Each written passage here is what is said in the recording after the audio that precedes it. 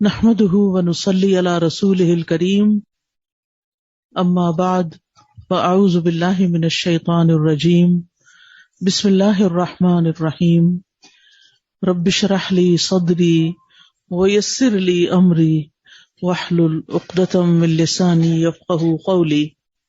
قرآن مجید میں اللہ سبحانہ وتعالی فرماتے ہیں والوزن يومئذ الحق فمن ثقلت موازینہ فأولئک هم المفلحون ومن خفت موازینہ فأولئک الذین خسروا انفسهم۔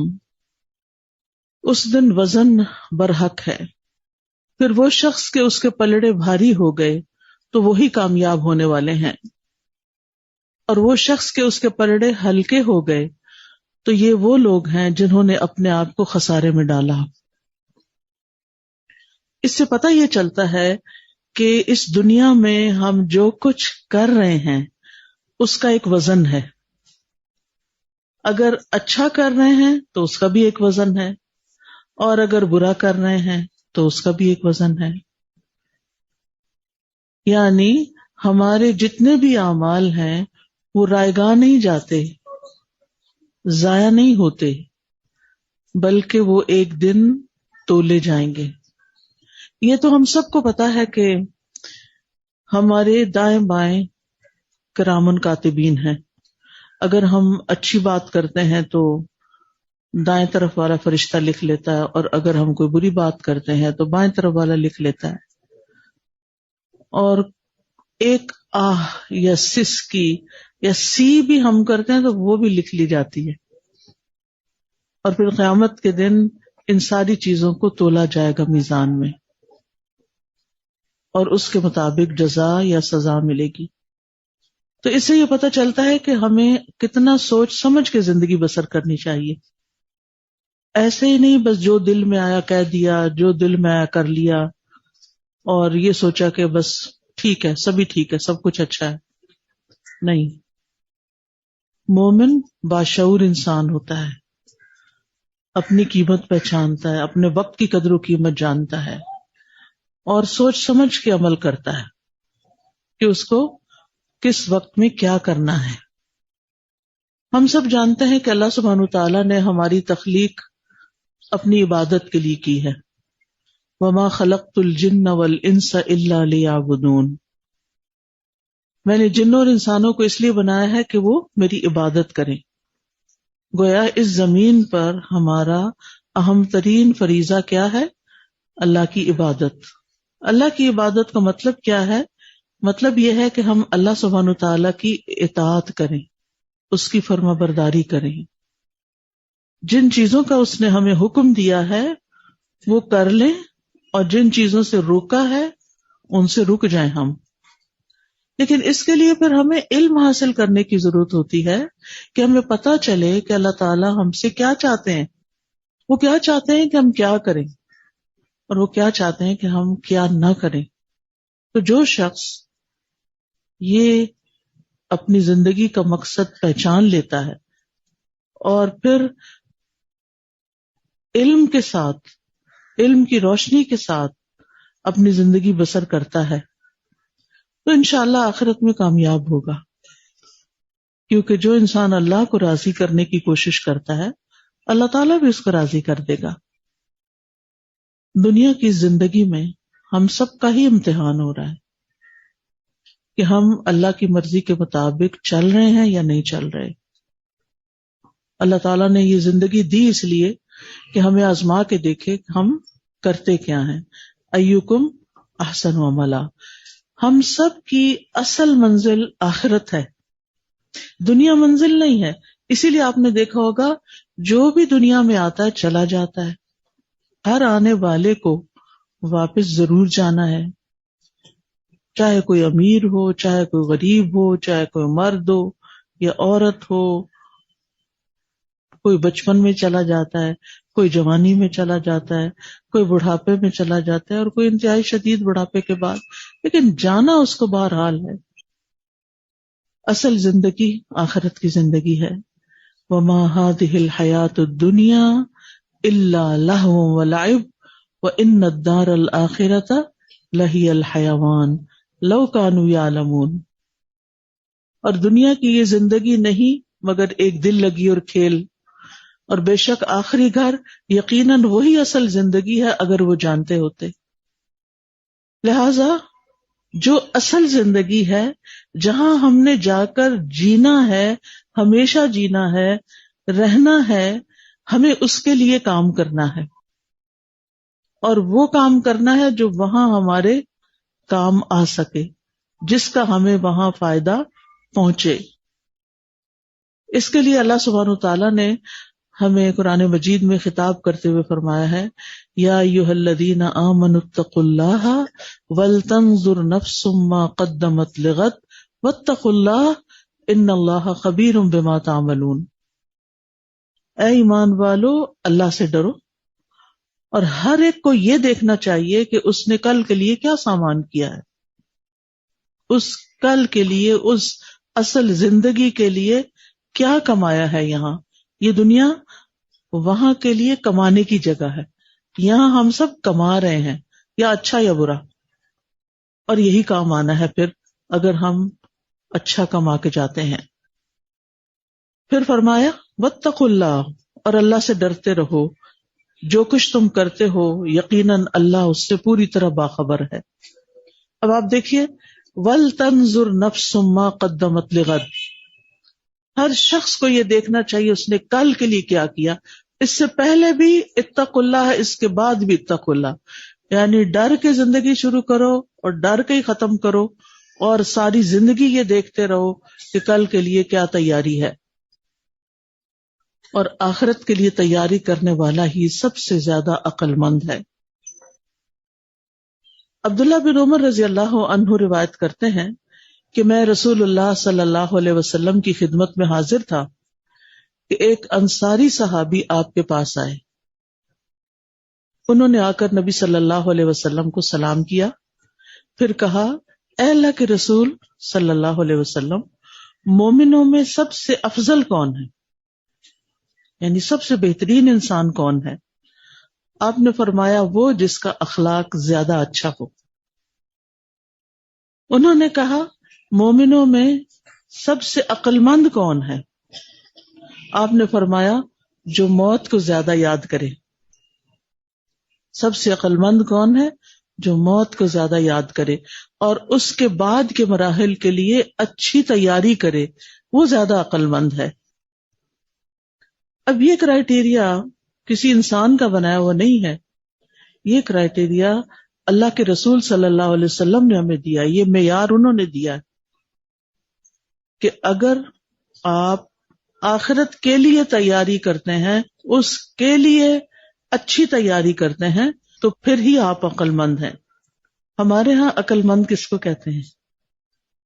جو دنیا کا مال متاع زیادہ اکٹھا کر لے، جو کسی کو دھوکہ دینے کی قوت رکھتا، جو چالاک ہو، جو زیادہ سے زیادہ فائدے اٹھا لے، جو زیادہ سے زیادہ دنیا میں نام کما لے، جو زیادہ سے زیادہ مشہور ہو جائے تو ہم کہتے ہیں یہ بڑا کامیاب انسان ہے. اس کے علاوہ بھی اگر ہمارے ذہن میں کوئی چیز ہے تو ہم سوچیں کہ ہم کس کو کامیاب کہتے ہیں. ہمارے بچوں میں سے کون زیادہ کامیاب ہے؟ جو زیادہ دنیا اکٹھی کر چکا ہے. مثلاً اگر ہمارے 2 بچے ہیں اور ایک بچہ بہت مالدار نہیں ہے لیکن اپنی نمازیں 5 مسجد میں ہی پڑھتا ہے، قرآن بھی پڑھتا ہے، حلال کما کے لاتا ہے، ماں باپ کا بھی خیال رکھتا ہے اور اپنے بیوی بچوں کا بھی خیال رکھتا ہے، اور اس کے مقابلے میں دوسرا جو ہے وہ ماں باپ کو بھی کم ہی پوچھتا ہے، بلکہ اس نے دنیا کمانے کے لیے ماں باپ سے بھی دوری اختیار کر لی ہے، نمازیں بھی کوئی پڑھتا ہے کوئی نہیں پڑھتا، بس واجبی سا مسلمان ہے، لیکن دولت اس کے پاس بہت ہے. تو ہم ان دونوں میں سے زیادہ عقل مند سمجھدار کس کو سمجھیں گے؟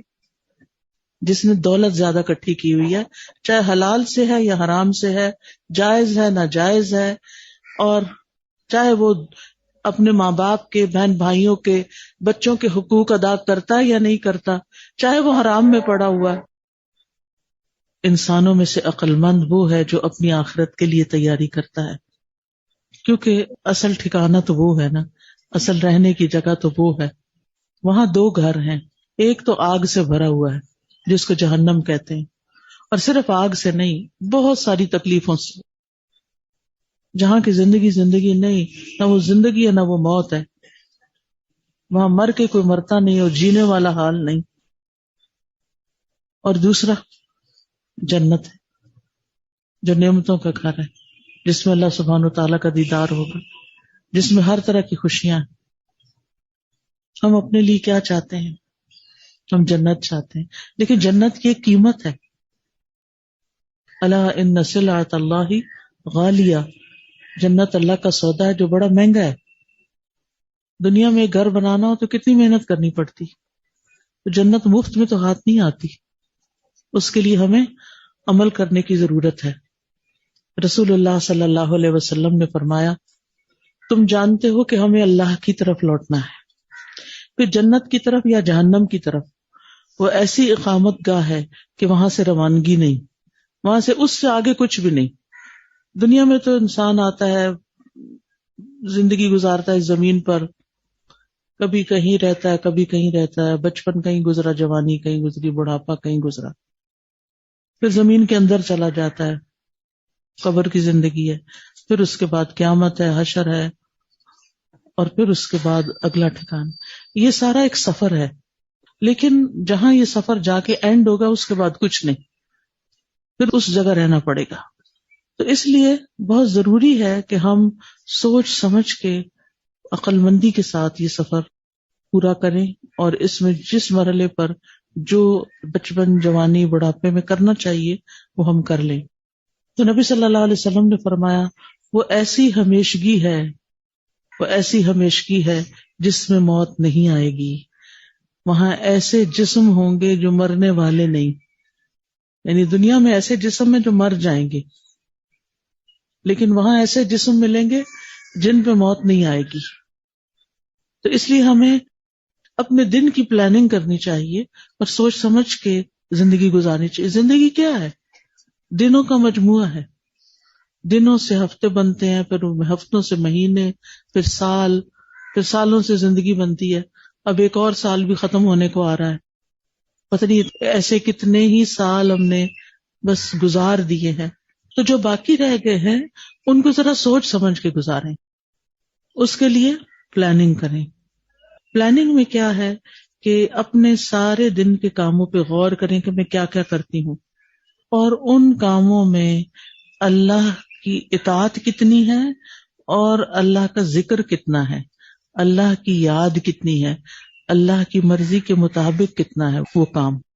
مثلا صبح سویرے ہم اٹھتے ہیں، ہم سب اپنی صبح کا جائزہ لیں، اٹھنے کے وقت کا جائزہ لیں کہ اس وقت ہم کیا کرتے ہیں. جب ہم الارم لگاتے ہیں یا اذان کی آواز سنتے ہیں یا ہمیں کوئی جگاتا ہے، ہم اٹھ جاتے ہیں یا سوئے رہتے ہیں، ہم اس وقت کیا کرتے ہیں. ابو ہریرہ کہتے ہیں کہ نبی صلی اللہ علیہ وسلم نے فرمایا، شیطان تم میں سے ہر آدمی کی گردن پر جب وہ سو جاتا ہے 3 گریں لگا دیتا ہے. ہر ایک گرہ پہ وہ پھونک مارتا ہے کہ ابھی بڑی لمبی رات پڑی ہے. تو جب کوئی بیدار ہوتا ہے اور اللہ کا ذکر کرتا ہے تو ایک گرہ کھل جاتی، یعنی جب آنکھ کھلتی ہے تو آپ کہتے ہیں الحمدللہ الذی رد علی روحی وأذن لی بذکرہ، یا پھر الحمدللہ الذی احیانا بعدما اماتنا والیہ النشور. مجھے امید ہے کہ آپ سب یہ دعا پڑھتے ہوں گے کہ اللہ کے شکر سے دن کا آغاز کرتے ہیں. پہلی دعا کا مطلب یہ تھا، شکر ہے اس ذات کا جس نے میری روح مجھے واپس لوٹا دی. کیونکہ جب سوتا ہے نا انسان تو جسم سے ایک روح چلی جاتی ہے. جن کے لیے اللہ نے زندگی لکھی ہوتی ہے ان کی وہ روح واپس آتی ہے، اور جن کی زندگی ختم ہو جاتی ہے ان کی دوسری بھی چلی جاتی ہے جو پیچھے باقی ہوتی ہے. اب آپ دیکھیں کہ انسان جب اٹھ جاتا ہے، پھر بستر سے وضو کرتا ہے تو دوسری گرہ کھل جاتی، پھر جب نماز پڑھتا ہے تو تیسری گرہ کھل جاتی اور شیطان دور ہو جاتا ہے.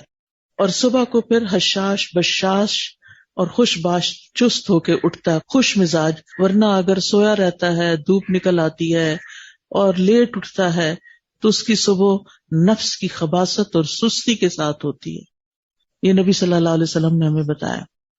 تو اس لیے بہت ضروری ہے کہ ہم بیداری کی دعا پڑھیں جس میں اللہ کی تعریف بھی ہے، اور پھر اس بات کا ذکر بھی ہے کہ ہم نے واپس اللہ کے پاس جانا ہے۔ اماتنا سے مراد نیند ہے، اور نشور سے مراد الیہ النشور، قیامت کے دن قبروں سے زندہ کر کے اٹھایا جانا ہے۔ تو پھر اب اٹھ تو گئے اور ہم نے نماز بھی پڑھ لی، نماز کے بعد کیا کرنا ہے؟ نماز کے بعد صبح کے اذکار ضرور پڑھا کریں، اور یہ سورج نکلنے سے پہلے پہلے پڑھنے چاہیے، یہ ان کا وقت ہے، یعنی قبل طلوع الشمس وقبل غروبها، سورج نکلنے سے پہلے اور سورج غروب ہونے سے پہلے یہ اذکار پڑھنے ہیں۔ کس کس کو صبح شام کی دعائیں آتی ہیں؟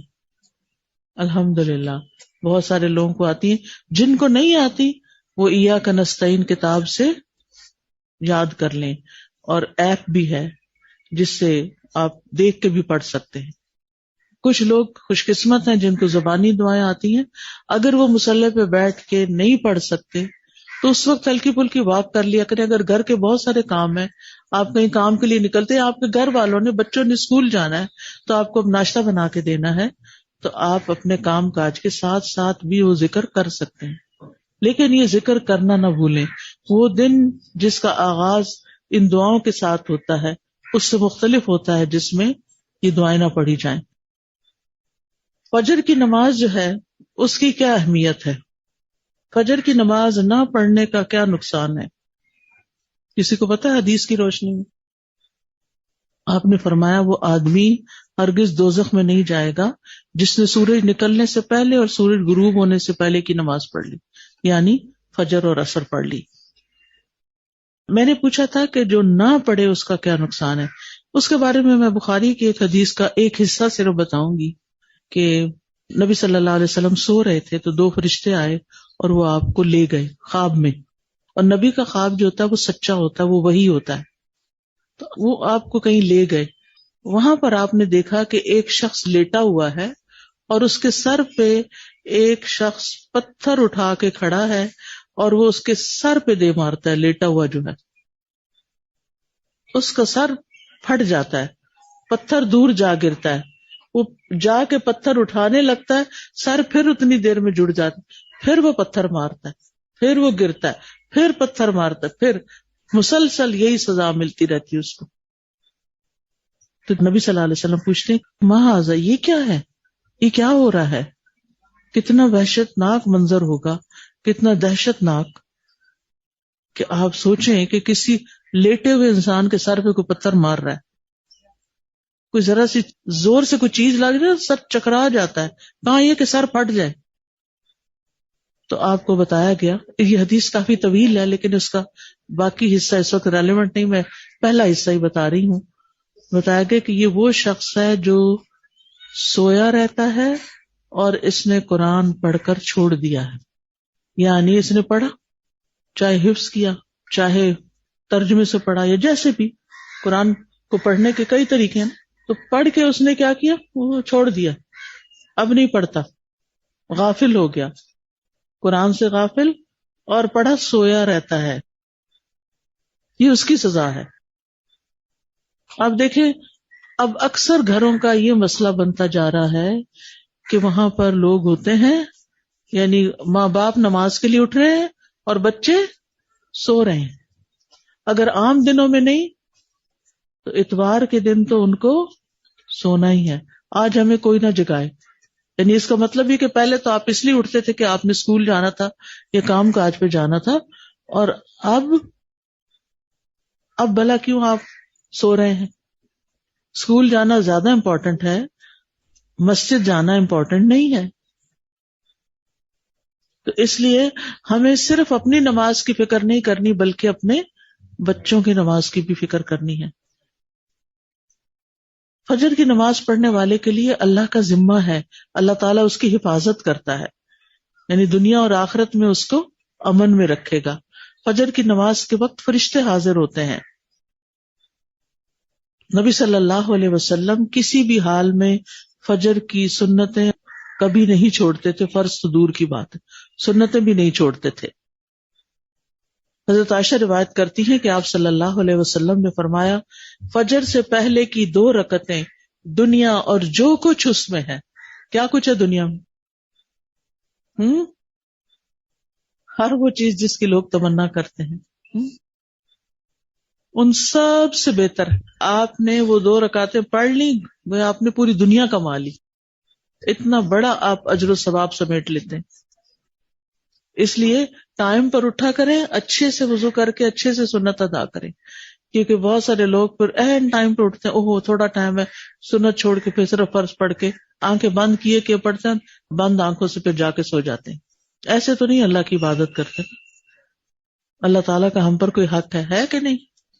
ہے نا، کتنا بڑا، سب کچھ تو دیا اسی نے، اتنی چیزیں ہمارے لیے اس نے بنائی جن سے ہم لطف اندوز ہو رہے ہیں، تو اس کا اتنا بھی حق نہیں کہ ہم ڈھنگ سے نماز ہی پڑھیں اور جلد بازی نہ کریں نماز میں، سکون سے نماز پڑھیں اور 5 وقت کی نمازیں پابندی کے ساتھ ادا کریں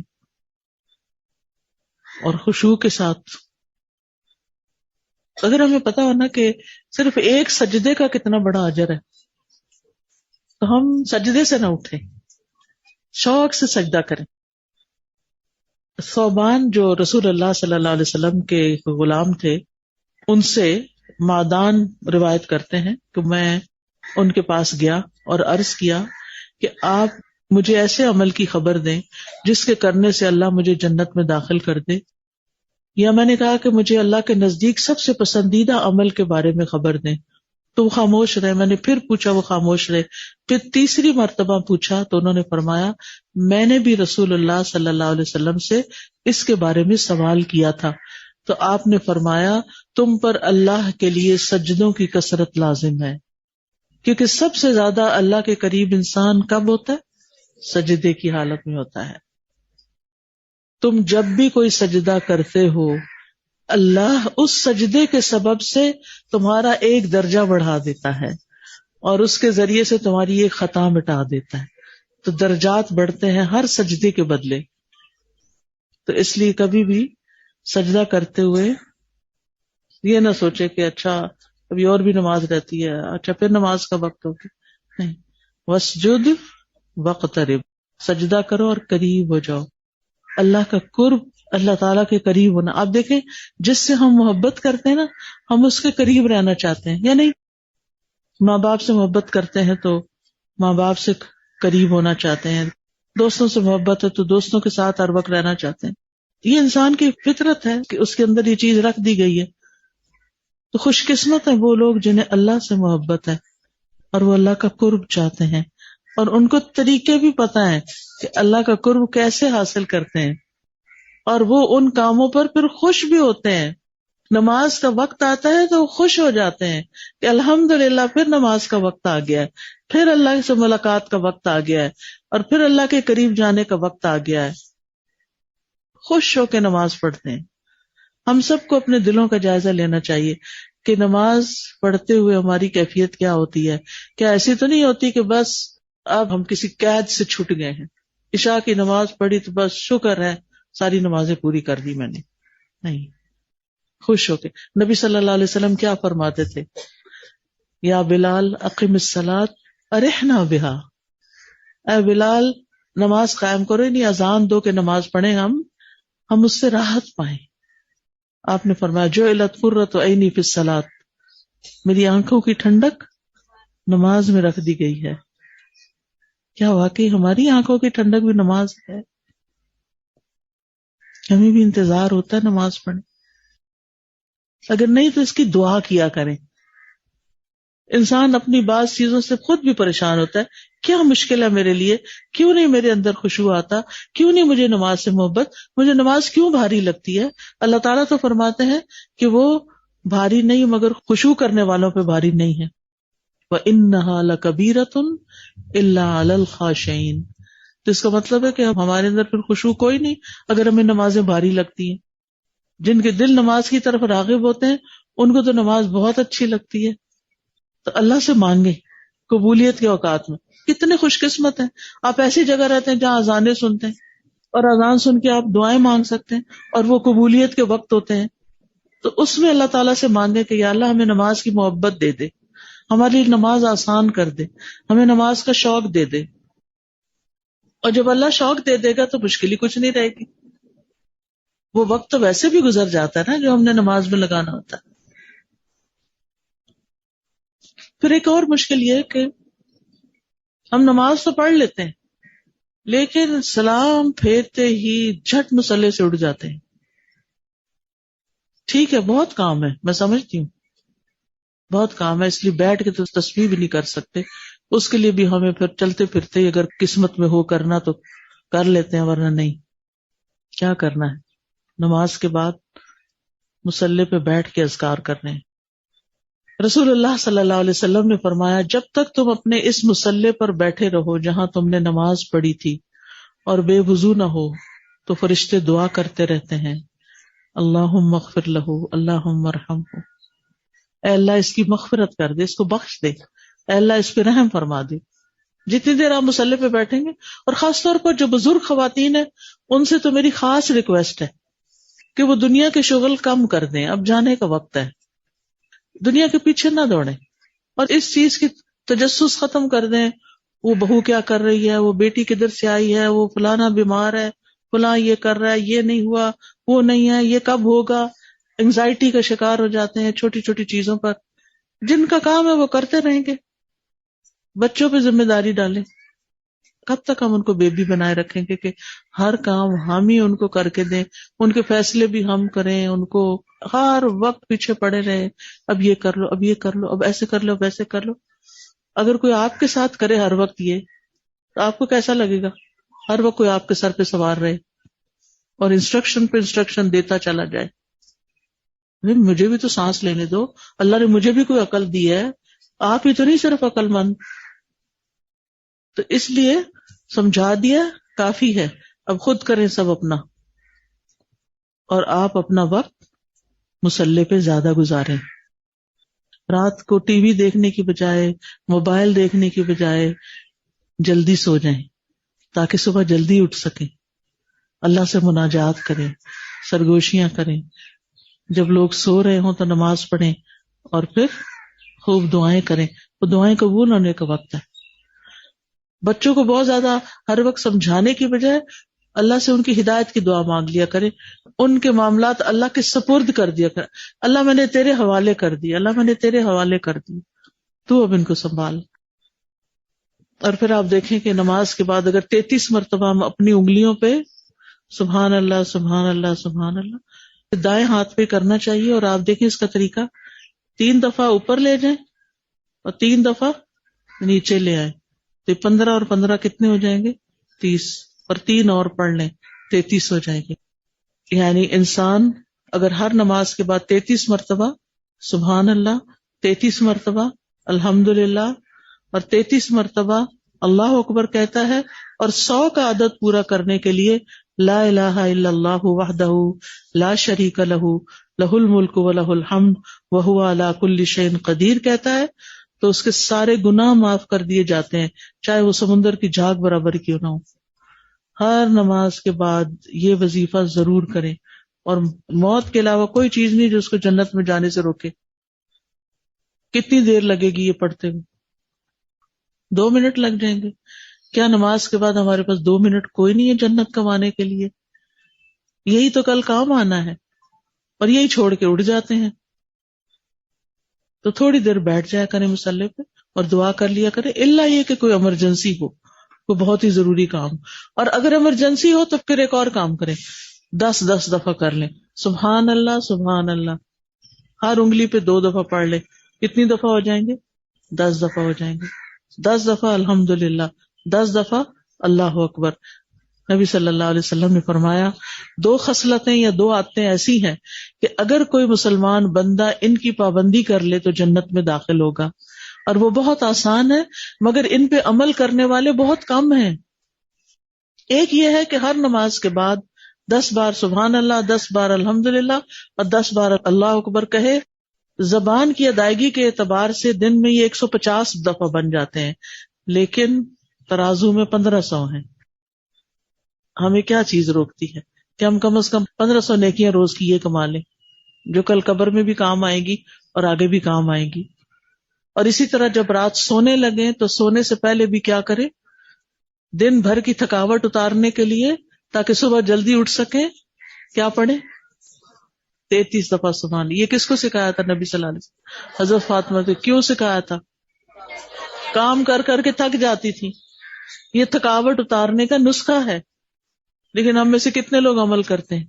ہم کہتے ہیں ہم تو سبحان اللہ ہی کہتے ہیں تو سو جاتے ہیں, اتنے تھکے ہوتے ہیں. بیٹھ کے پڑھ کے پھر لیٹا کریں بستر پہ جا کے, لیکن بھولیں نہیں, اس عمل کو کریں.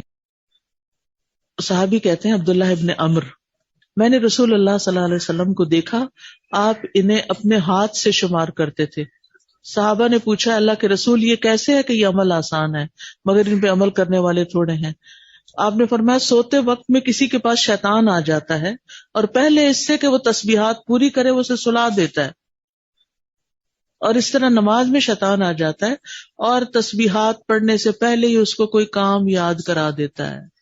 ابھی تو تمہارا یہ کام رہتا ہے, ابھی تو تم نے یہ ضروری میسج کرنا ہے, اگر ابھی نہ کیا تو پھر تمہارے دماغ سے نکل جائے گا, پہلے میسج کر لو. اچھا ہوتا پتہ کیا ہے, جب کھولتے ہیں نا میسج کرنے کے لیے وہ تو پیچھے رہ جاتا ہے اور کوئی اور نظر آ جاتا ہے, وہاں تسبیح بھی گئی, وہ میسج بھی گیا اور ہم کہیں اور ہی کھو گئے. تو ان چیزوں کے بارے میں اپنے اوپر خود چیک رکھیں کہ ابھی اپنے آپ کو نا آپ خود سمجھائیں. آپ دیکھیں کہ یہ جو اللہ نے ہمارا دل بنایا نا اس کے اندر بھی عقل ہے اور اس کو سمجھانا پڑتا ہے. نفسیات میں ایک حربہ بتاتے ہیں کہ یہ جو ایسے پیشنٹس ہوتے ہیں جو انگزائٹی کا شکار ہو جاتے ہیں یا دل چھوٹا ہونے لگتا ہے یا دل گھبرانے لگتا ہے, تو وہ کہتے ہیں کہ اپنے دل پہ ہاتھ رکھ کے کہیں ٹھہر جاؤ, ابھی ٹھہر جاؤ. وہ جو دل ہے نا اس کے اندر عقل ہے, آپ اسے سمجھا رہے ہیں وہ سمجھ جائے گا. کام ڈاؤن, آرام سے, گھبرانے کی ضرورت نہیں, غم نہ کرو, فکر نہیں زیادہ کرو, پریشان نہ ہو, سب ٹھیک ہو جائے گا. ایسے اپنے آپ کو کہا کریں. اور اگر شیطان پھر بھی وسوسہ ڈال رہا ہے تو ہر نماز کے بعد 3 دفعہ کم از کم اعوذ باللہ السمیع العلیم من الشیطان الرجیم من ہمزہ ونفخہ ونفثہ, یہ اپنا وظیفہ بنا لیں. آپ دیکھیں گے کہ آپ کی بہت سی پریشانیاں تو آپ کو یاد ہی نہیں رہیں گی, اللہ تعالیٰ قرار دے دے گا. یہ شیطان ہے دشمن جو اٹیک کرتا رہتا ہمارے دل پر. من شر الوسواس الخناس الذی یوسوس فی صدور الناس من الجنۃ والناس.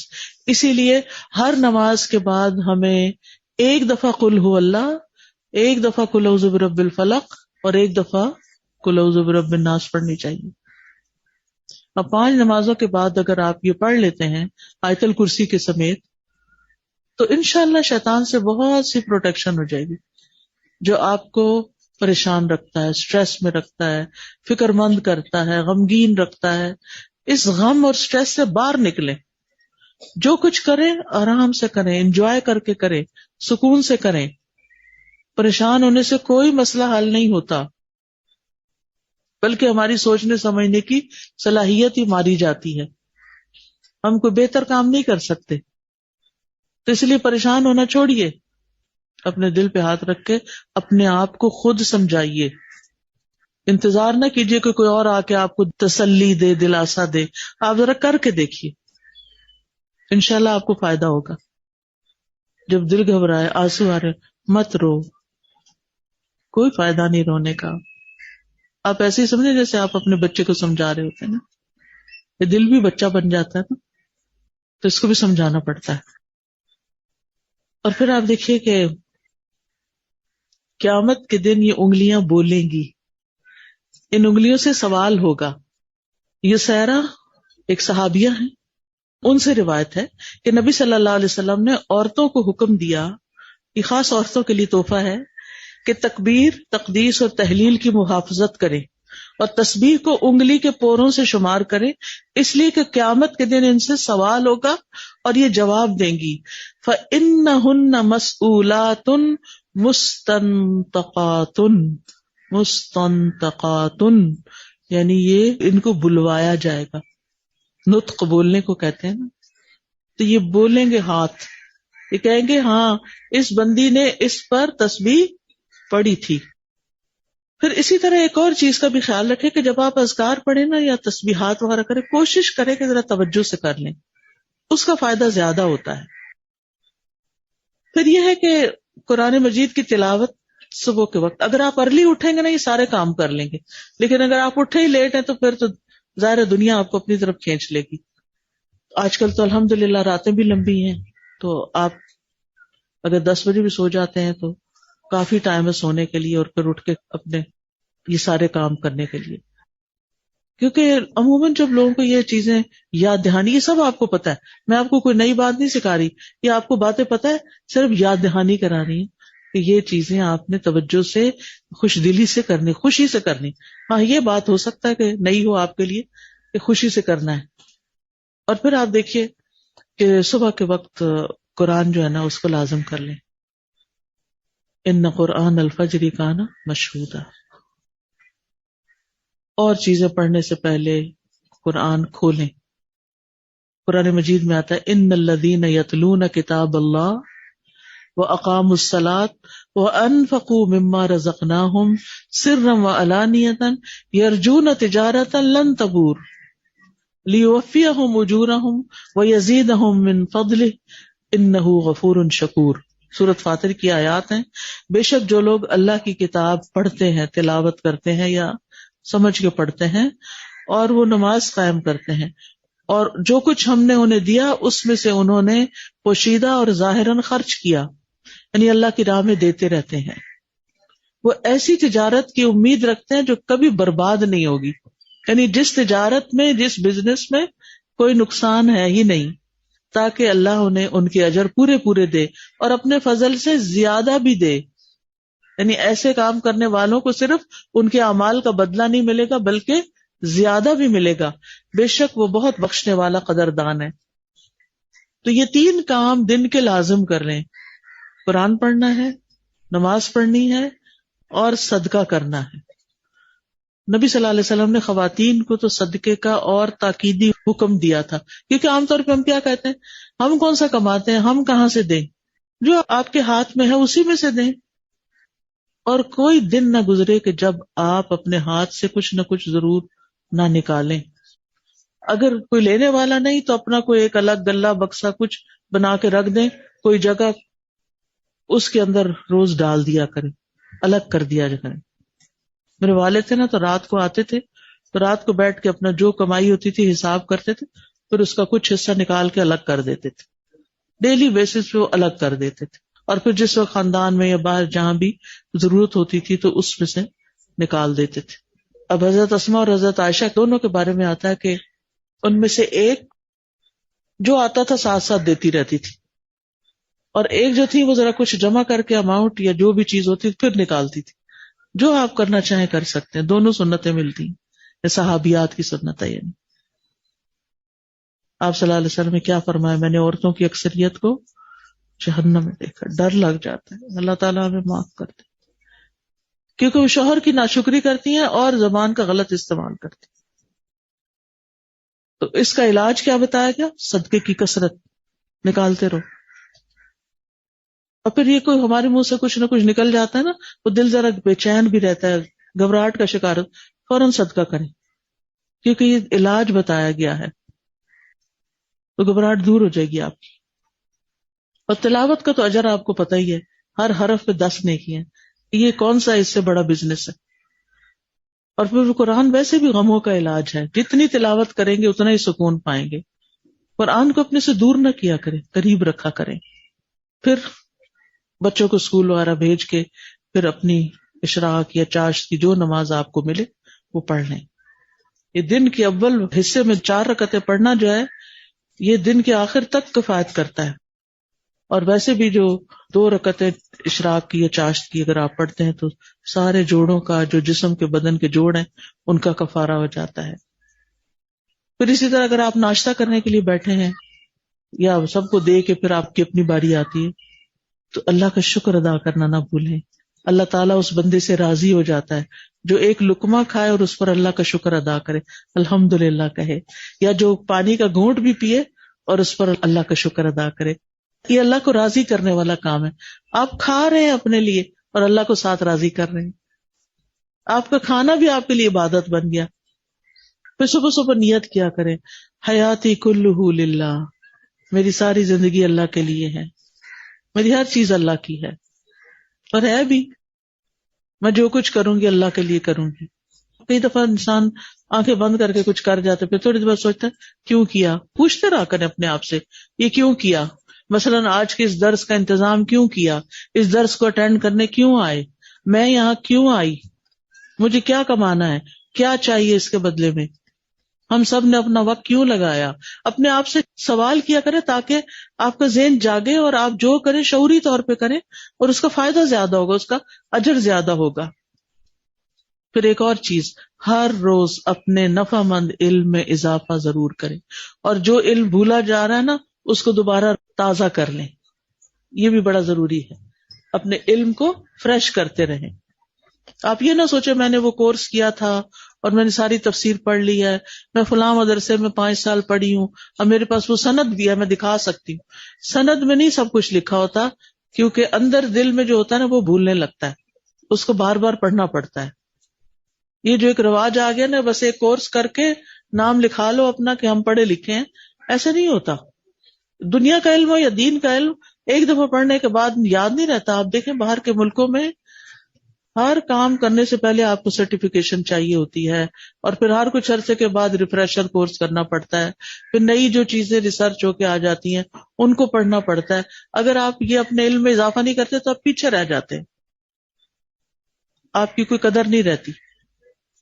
تو علم جو ہے، یہ دین کا علم تو جنت کمانے کا ذریعہ ہے، اور اس کے علاوہ بھی انسان جو سیکھتا ہے نفع مند علم، اس کے ذریعے جو اچھے کام کرتا ہے وہ بھی اجر و ثواب کا باعث ہے. پھر آپ دیکھیں کہ انسان اگر علم حاصل کرنے کے لیے نکلتا ہے، مجھے نہیں پتا آپ کسی کلاس میں جاتے ہیں یا نہیں، کسی درس میں جاتے ہیں یا نہیں، جمعہ پڑھنے آتے ہیں یا نہیں، اپنے لیے باندھ لیں. آپ میں سے ہر خاتون کو میں یہ نصیحت کروں گی کہ وہ ایک دفعہ کم از کم ہفتے میں ضرور نکلے علم حاصل کرنے کے لیے، علم کی مجلس میں جا کر بیٹھے. نبی صلی اللہ علیہ وسلم نے فرمایا، جو شخص صبح کے وقت اس لیے مسجد کی طرف نکلا، یہ سب کان کھول کے سن لیں، بہت فائدے کی حدیث ہے. جو شخص صبح کے وقت اس لیے مسجد کی طرف نکلا کہ بھلائی سیکھے یا سکھائے، سیکھے یا سکھائے، اس کے لیے پورا حج کرنے والے کے برابر اجر ہے. اتنا بڑا اجر ہے گھر سے نکل کر جا کر مسجد میں بیٹھ کر علم حاصل کرنے کا. علم سیکھنے سکھانے کے لیے وقت مقرر کریں، کیونکہ اس سے ہمارا ایمان تازہ ہوتا ہے. آپ کو ایمان والے ساتھی ملتے ہیں جو ہمارے ایمان میں اضافہ کرتے ہیں، ایمان بڑھانے والے کاموں کا پتہ چلتا ہے، اور ان چیزوں کا بھی پتہ چلتا ہے جو ہمارا ایمان گھٹا دیتے ہیں. پھر اسی طرح آپ دیکھیں کہ اپنی زندگی میں جو صفائی ستھرائی کا اہتمام ہے وہ بھی عبادت کی نیت سے کریں. چاہے آپ صبح نہاتے ہیں، چاہے آپ اپنا مسواک کرتے ہیں، چاہے آپ اپنے پاؤں صاف کرتے ہیں، ناخن کاٹتے ہیں، بال صاف کرتے ہیں، اپنے کپڑے صاف کرتے ہیں، بستر جھاڑتے ہیں، گھر میں جھاڑو لگاتے ہیں، یہ سارے عبادت کے کام ہیں اگر اللہ کی خاطر آپ کرتے ہیں، کیونکہ ان اللہ یحب التوابین ویحب المتطہرین. پھر آپ دیکھیں کہ ہم جب کام کاج کر رہے ہوتے ہیں نا تو ہمارے دل میں کوئی پریشانیاں اور وسوسے آ رہے ہوتے ہیں، تو اس وقت آپ کہیں توکلت علی اللہ، میں نے اللہ پہ بھروسہ کیا، اللہ میرا کام کرے گا، مجھے اللہ سے بڑی امید ہے، اللہ سے اچھی امید رکھیں، مایوس نہ ہوں. کام کاج کے ساتھ ساتھ غور و فکر جاری رکھیں، مختلف چیزوں پہ غور کریں، کچھ کاٹ رہی ہیں، کچھ پکا رہی ہیں، کچھ بنا رہے ہیں، کچھ سی رہے ہیں، کچھ دھو رہے ہیں، ساتھ ساتھ غور و فکر کریں کہ یہ کیا ہے، آنکھیں بند کر کے نہیں کہ بس کام چلانا ہے. اور پھر جو بھی گھر کا کام کاج کر رہے ہوں اپنے آپ کو ساتھ ساتھ ذکر میں مشغول رکھیں.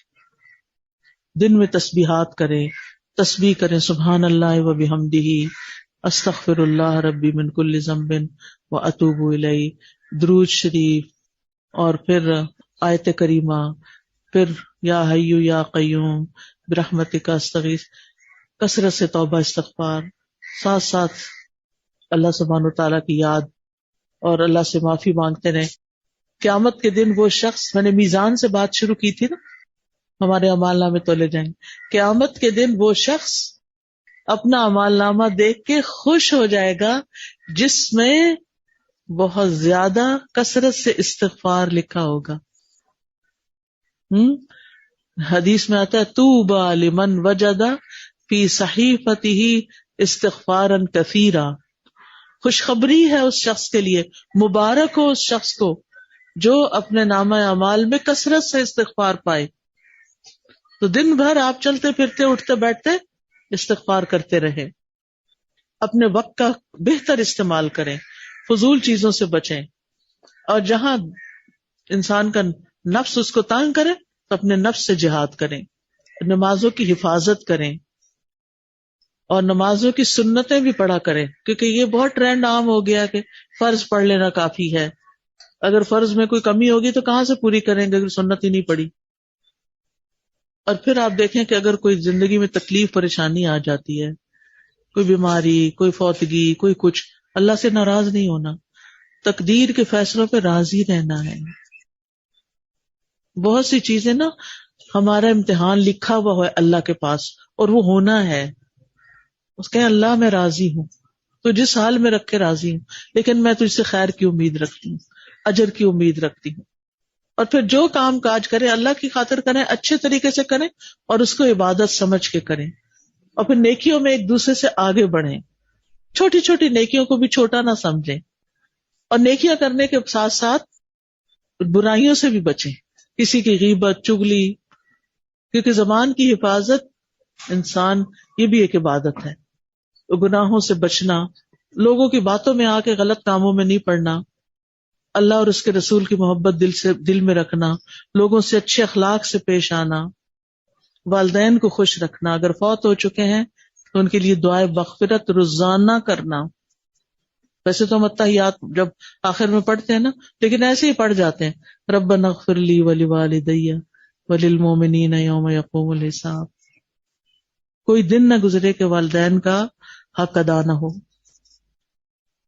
سب کے لیے خیر کا باعث بنے، جہاں جائیں خیر پھیلائیں، دوسروں کی خیر خواہی کریں، دوسروں سے کوئی لالچ نہ رکھیں، حسد نہ رکھیں، آس پاس کی بھی خبر رکھیں کہ کوئی ضرورت مند تو نہیں، کوئی بیمار ہے تو عیادت کر لیں، سلام کو عام کریں، گھر والوں پہ کھلے دل سے خرچ کریں، اور ساتھ ساتھ یہ یاد رکھیں ہر بات لکھی جا رہی ہے، نامہ اعمال میں جمع ہو رہی ہے اور قیامت کے دن تولی جائے گی، اس لیے قیل و قال اور لغو باتیں چھوڑ دیں، زبان سے اذیت دینے سے بچیں، اور فقراء اور مساکین کا بھی خیال رکھیں، اپنے خاندان کے جو ضرورت مند ہیں ان کو بھی نگاہ میں رکھیں، قطع رحمی سے بچیں، دوسروں کے گناہ قصور معاف کرنے والے بنیں، دوسروں پر ظلم نہ کریں، مظلوم کی آہ سے بچیں،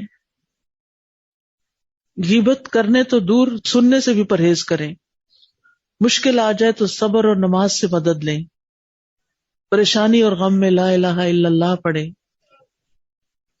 تنگی کے بعد آسانی کا انتظار کریں صبر کے ساتھ، اور پھر رات جب آپ سونے لگیں تو پھر اللہ کا ذکر کریں۔ کوئی کتاب ہے سونے جاگنے کے اذکار، اور اس کی ایپ بھی بنی ہوئی ہے، فون پہ ایپ ڈال لیں اور رات کو سونے سے پہلے اذکار پڑھ کے سوئیں، انشاءاللہ آپ کا سارا دن بہت اچھا گزرے گا۔